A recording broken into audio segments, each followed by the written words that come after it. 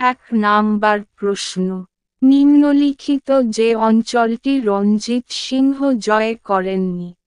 সঠিক উত্তর শতদ্রুর পূর্ব দিক। 2 নাম্বার প্রশ্ন, চিরস্থায়ী বন্দোবস্ত প্রবর্তন করেন। সঠিক উত্তর লর্ড কর্নওয়ালিস।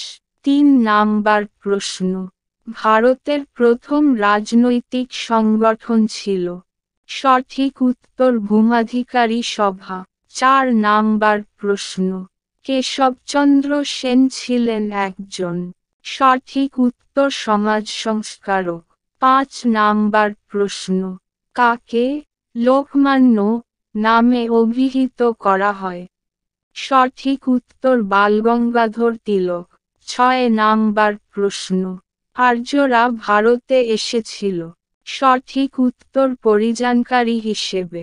7 নাম্বার প্রশ্ন, কনিষ্কের শাসনকাল বৌদ্ধধর্মের ইতিহাসে একটি গুরুত্বপূর্ণ যুগের সূচনা করেছিল কারণ। সঠিক উত্তর মহাযান বৌদ্ধ পন্থার বিকাশ ঘটেছিল। 8 নাম্বার প্রশ্ন, মৌর্য আমলে গৃহ নির্মাণের জন্য ব্যবহৃত হতো। সঠিক উত্তর কাঠ। 9 নাম্বার প্রশ্ন, যে গুপ্ত সম্রাট ভারতের রক্ষাকর্তা নামে খ্যাত ছিলেন। সঠিক উত্তর স্কন্দগুপ্ত।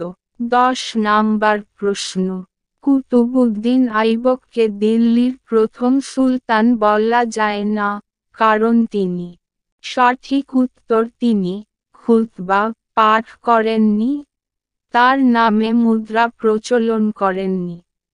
11 নাম্বার প্রশ্ন, হরপ্পা সভ্যতার মূল ভিত্তি ছিল। সঠিক উত্তর কৃষি। 12 নাম্বার প্রশ্ন, নিচের কোন অঞ্চলে মৃতদেহ কফিনের মধ্যে রেখে সমাধিস্থ করা হতো। সঠিক উত্তর হরপ্পা। 13 নাম্বার প্রশ্ন, সিন্ধু সভ্যতায় যে ধাতুর প্রচলন ছিল না। সঠিক উত্তর লোহা। 14 নাম্বার প্রশ্ন, হরপ্পার বণিকদের বলা হতো। সঠিক উত্তর পনি। 15 নাম্বার প্রশ্ন, পৃথিবীর প্রাচীনতম বন্দর হল। সঠিক উত্তর লোথাল। 16 নাম্বার প্রশ্ন, সিন্ধুবাসীরা যে জন্তুকে দেবতাজ্ঞানে পূজা করত। সঠিক উত্তর ষাঁড়। 17 নাম্বার প্রশ্ন, মহাবীর যে শালবৃক্ষের নিচে নির্বাণ লাভ করেছিলেন সেটি কোন নদীর তীরে অবস্থিত ছিল। সঠিক উত্তর ঋজুপালিকা। 18 নাম্বার প্রশ্ন, মহাবীর প্রয়াত হন কোন স্থানে। সঠিক উত্তর পাবা। 19 নাম্বার প্রশ্ন, যে সমস্ত জৈনরা দক্ষিণ ভারতে চলে গিয়েছিলেন তাদের প্রধান ছিলেন। সঠিক উত্তর ভদ্রবাহু। 20 নাম্বার প্রশ্ন, কপিলাবস্তু কোন রাজ্যের রাজধানী। সঠিক উত্তর শাক্য।